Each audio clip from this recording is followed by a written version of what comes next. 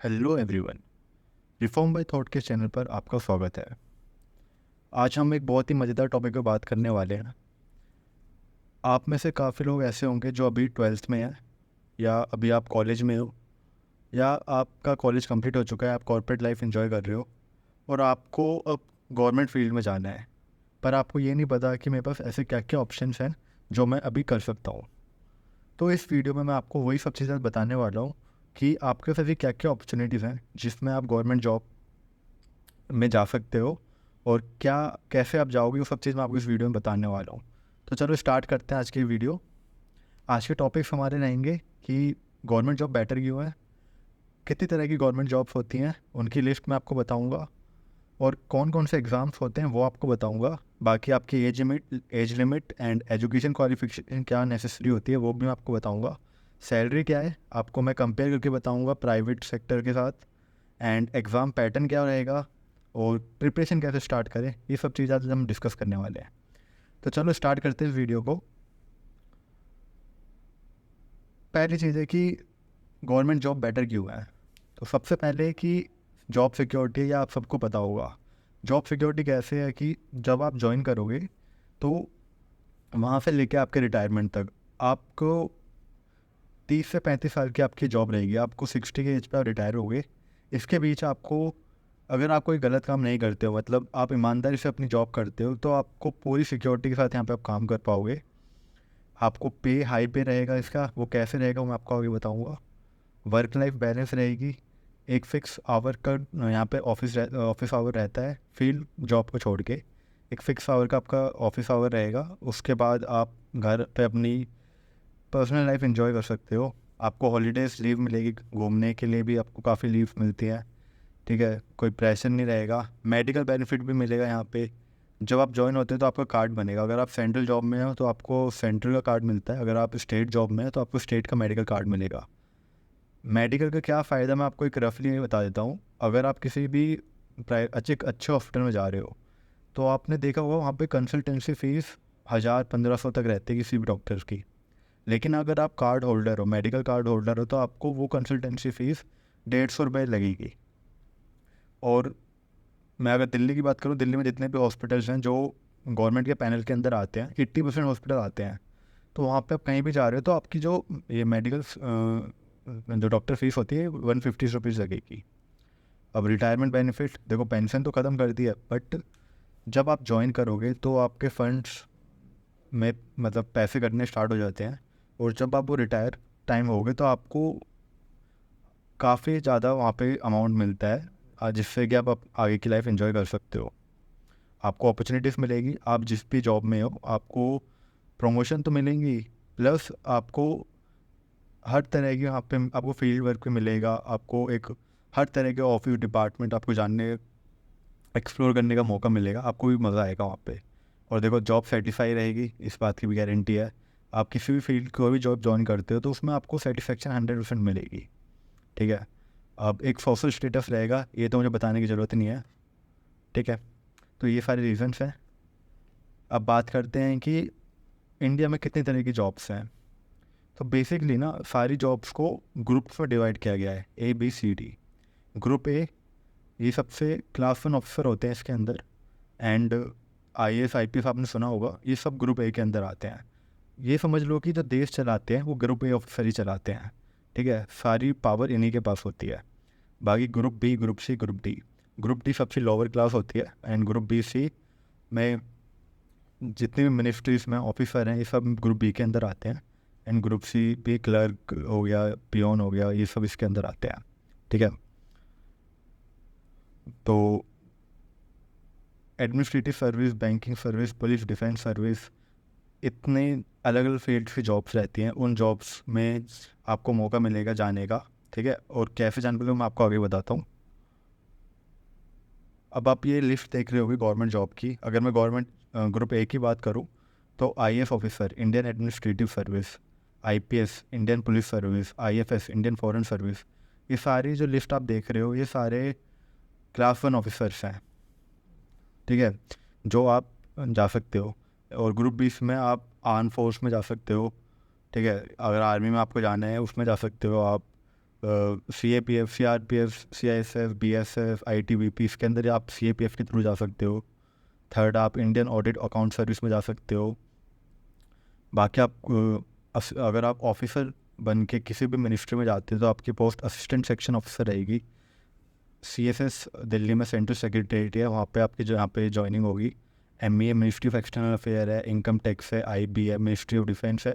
यहाँ सब में आप SN ऑफिसर बन के यहाँ ज्वाइन कर सकते हो। फिफ्थ है इनकम इंस्पेक्टर इन GST।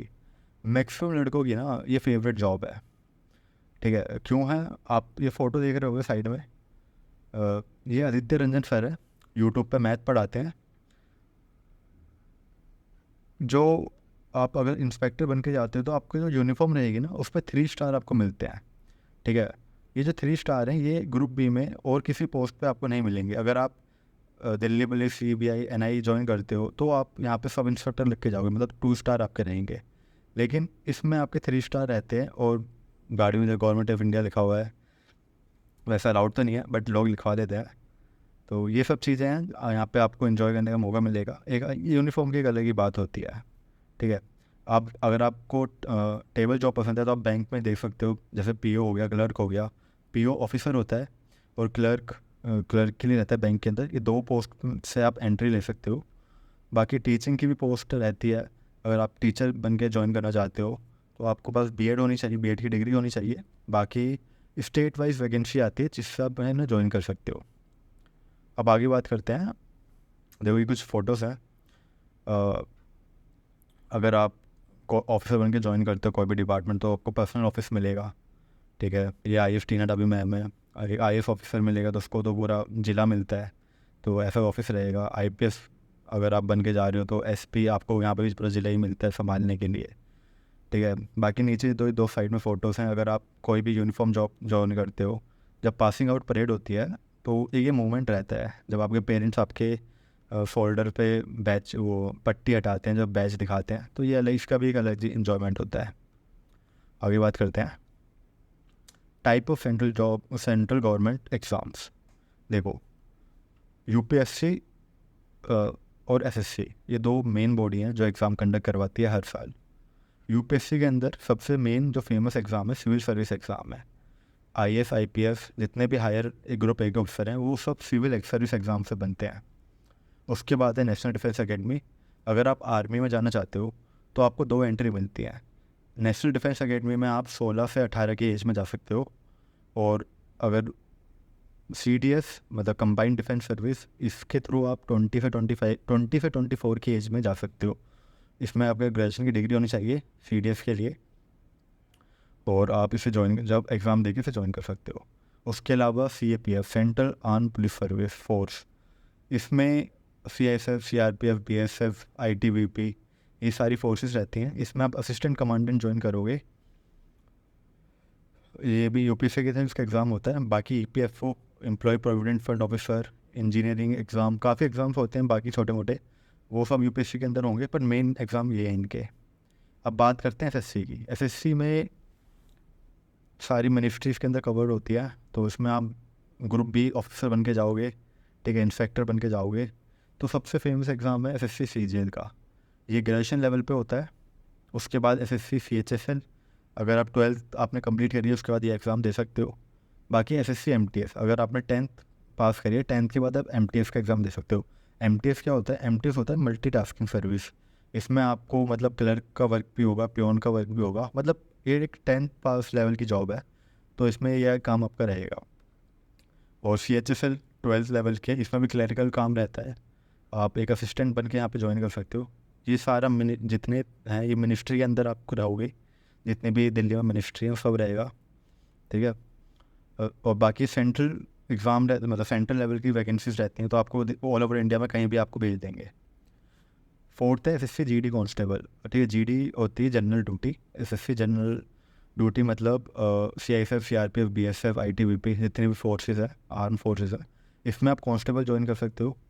10th आपके पास 10th लेवल का रहता है, मतलब 10th के आप 10th पास होने चाहिए। इसके बाद SSC CPO SI in Delhi police and arm force, इसमें भी है। इसमें सब इंस्पेक्टर बन के आप ज्वाइन कर सकते हो आर्म फोर्सेस को, ठीक है। ये इसमें ग्रेजुएशन की डिग्री आपके पास होनी चाहिए। फिर है कांस्टेबल इन दिल्ली पुलिस, दिल्ली पुलिस में आप कांस्टेबल ज्वाइन कर सकते हो। ये सारे एग्ज़ाम है ना, ये एसएससी करवाता है, ठीक है। तो अगर आप इसमें से किसी में जाना चाहते हो तो आपको एसएससी के थ्रू यहाँ पे आपकी एंट्री होगी, तो उसके आपको एग्ज़ाम देने होंगे। अब बात करते हैं बैंक की। तो बैंक में आईबीपीएस पीओ, ठीक है, पीओ होता है प्रोबेशनरी ऑफिसर, और आईबीपीएस क्लर्क। ये दो एंट्री मैंने आपको बताया था कि बैंक में जाने के लिए 2 एग्ज़ाम आपको देने पड़ेंगे। अगर आपको क्लर्क ऐसा ज्वाइन करना है तो आपको आईबीपीएस क्लर्क का देना पड़ेगा, पीओ के लिए आपको, ऑफिसर के लिए आपको पीओ का एग्ज़ाम देना पड़ेगा। बाकी एसबीआई, आरबीआई, इनकी भी अलग से वैकेंसी आती है जो ये एग्ज़ाम होता है। एग्ज़ाम पैटर्न मैं आपको आगे बताऊंगा क्या एग्ज़ाम पैटर्न रहेगा इनका, ठीक है। और एक रेलवे पे एग्ज़ाम करवाता है टेक्निकल और नॉन टेक्निकल के लिए, ठीक है। इसमें भी आप एंट्री ले सकते हो, जैसे स्टेशन मास्टर हो गया, गार्ड हो गया, ड्राइवर हो गया, ये टेक्निकल और नॉन टेक्निकल दोनों की यहाँ पे वैकेंसी आती रहती हैं, तो उसको भी आप ज्वाइन कर सकते हो।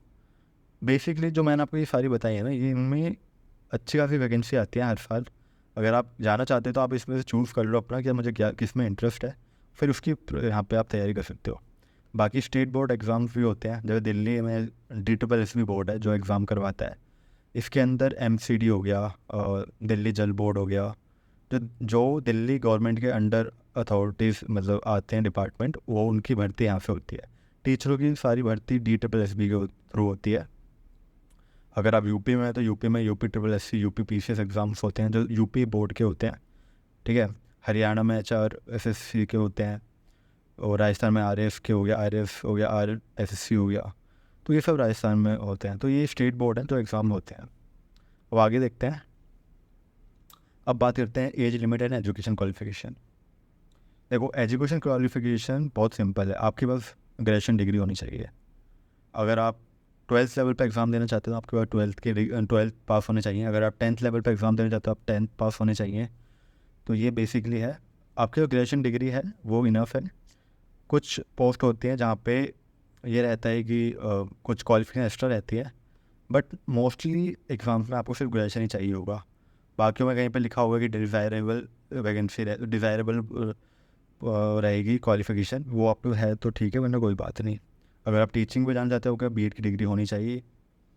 अब एज लिमिट की बात करते हैं, तो अगर मैं एक रफली आपको बताऊं, जो जनरल एज लिमिट रहती है वो 18 से 32 साल तक है, ठीक है। अगर आप यूनिफॉर्म जॉब में जाना चाहते हैं तो वहाँ पे आपकी आर्मी के लिए अगर आप जाना चाहते हो तो 20 से 24 के बीच में एज होनी चाहिए।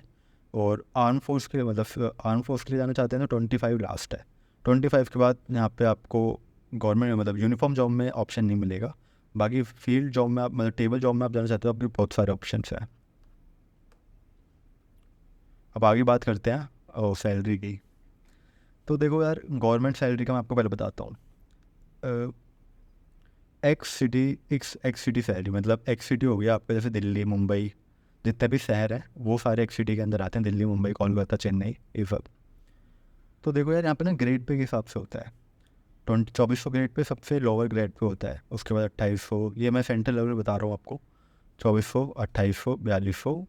अगर आप एसएससी के थ्रू जाते हो, मैंने आपको बताया था एसएससी एमटीएस सबसे लोअर होता है, तो 2400 ग्रेड पे वहाँ से लगते हो। अगर आप सीजीएल के थ्रू जाते हो तो उसमें हायर है, 48 होगा, और 4200 का भी है वहाँ पे, वैकेंसी के हिसाब से वहाँ पे रहता है। अगर आप मिनिस्ट्री में जाते हो तो आपको इतने से ग्रेड पे मिलेगा हायर का। अब एक मज़ेदार चीज़ आपको दिखाता हूँ मैं यहाँ पे। अगर आप 2400 ग्रेड में भी ज्वाइन करते हो, मतलब एक लोअर पोस्ट पे जाते हो, तो आपको 25,500 का एक बेसिक पे रहेगा। उस पर आपको डीए मिलता है, फिर एचआरए मिलेगा, फिर टीए है, गवर्नमेंट कंट्रीब्यूशन फंड से पैसे आते हैं, आपकी जो पीएफ फंड होगा वो होगा। तो एक ग्रोस सैलरी आपकी 50+ रहती है, और इन हैंड आपको 40+ मिलेगी। एचआरए होता है हाउस रेंट अलाउंस। अगर आप गवर्नमेंट फ्लैट ले रहे हो तो आपको ये नहीं मिलेगा, आपकी सैलरी फिर उसमें कट जाएगा। लेकिन अगर आप गवर्नमेंट फ्लैट नहीं ले रहे हो तो वो आप एचआरए आपको मिलता रहेगा, ठीक है। लास्ट में 4800 है, ठीक है, ग्रुप बी तक है। लेकिन अगर आप यूपीएससी के थ्रू लगते हो तो आपका जो बेसिक पे है ना वो 56,100 का हो जाएगा, ठीक है, देख लो डबल है। और इन हैंड सैलरी वो लास्ट में 1,00,000+ हो जाएगी। यूपीएससी मतलब क्लास 1 ऑफिसर। इसके अलावा आपको बंगला मिलेगा, नौकर चाकर मिलेंगे, गाड़ी, सरकारी गाड़ी मिलेगी, लालूती, ठीक है, ड्राइवर हो गया, सिक्योरिटी मिल गया, वो अलग फैसिलिटी मिलती है आपको, बट आप पे रिस्पॉन्सिबिलिटी पूरी रहेगी क्योंकि आपको पूरा एक डिस्ट्रिक्ट कंट्रोल करना है। ठीक है, अब हम बात करते हैं कॉर्पोरेट। ठीक है, देखो कॉर्पोरेट सैलरी स्ट्रक्चर मैं आपको दिखाता हूँ। ये एक मेरा दोस्त है, अभी अभी उसने ज्वाइन किया है ऑप्टम को। ठीक है, तो as a appeal representative associate, मतलब एक बेसिक से उसने स्टार्ट किया एसोसिएट बन के। एक ऑप्टम एक मतलब एमएनसी है, ग्लोबल फर्म है। ठीक है, अगर ठीक ग्लोबल फर्म है। अब आप ये देखो उसका बेसिक पे कितना है। ठीक है, ग्रेजुएट होकर उसने ज्वाइन किया, ग्रेजुएशन पे लेवल पर ही, तो उसका बेसिक कितना है, 10,180।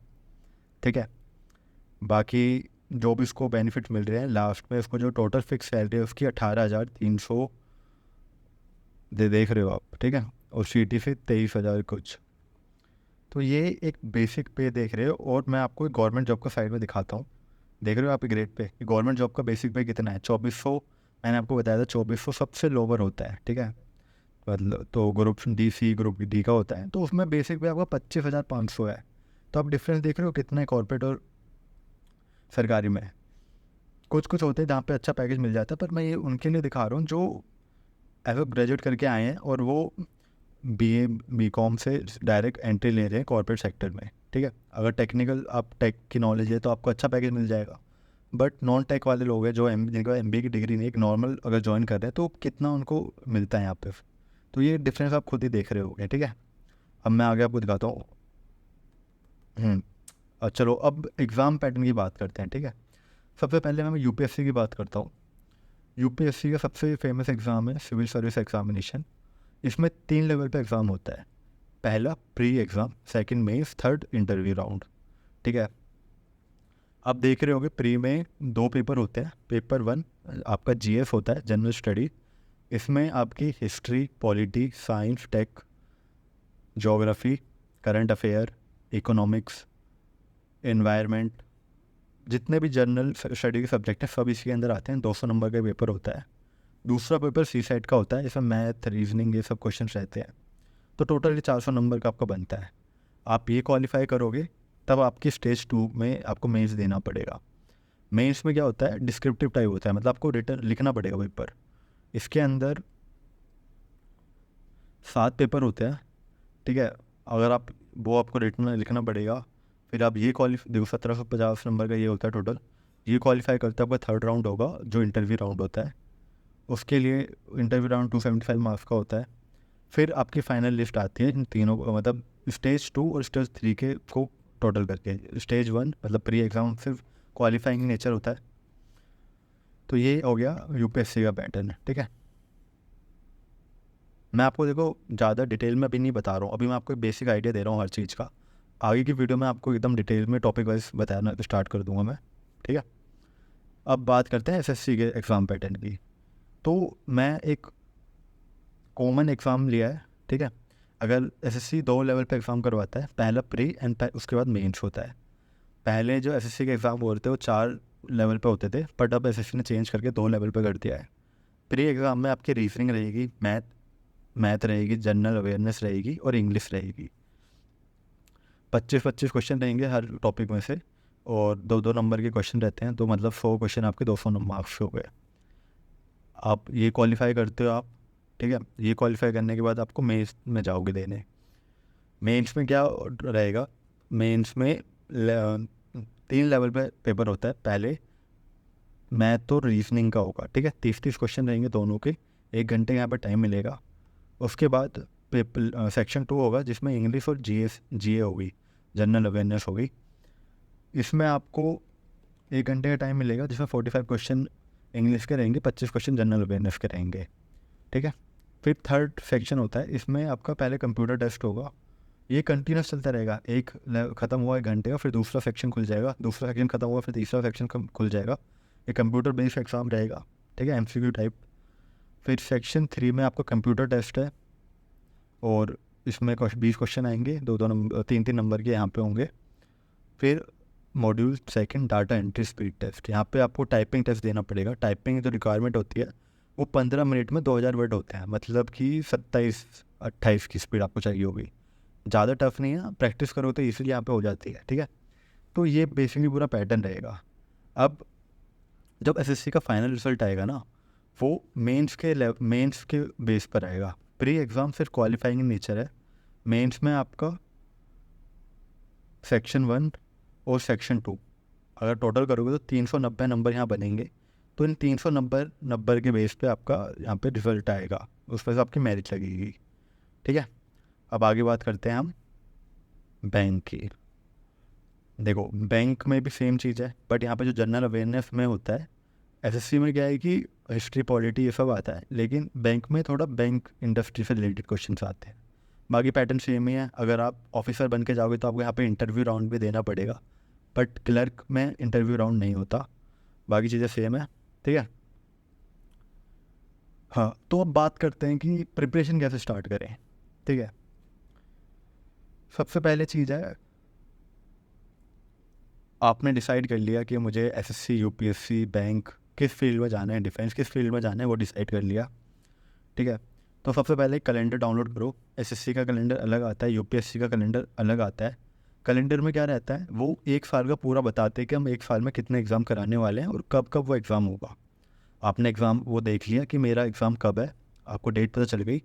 उसके बाद सरकारी एग्ज़ाम ऐप, ये एक एप्लीकेशन आप रखो अपने फ़ोन में, यहाँ पे आपको सारी अपडेट मिलती रहेगी कि कौन सा एग्ज़ाम कब है और कब उसके फॉर्म आएंगे। यहाँ पे सारी अपडेट उसको अब मिलती रहेगी, ठीक है।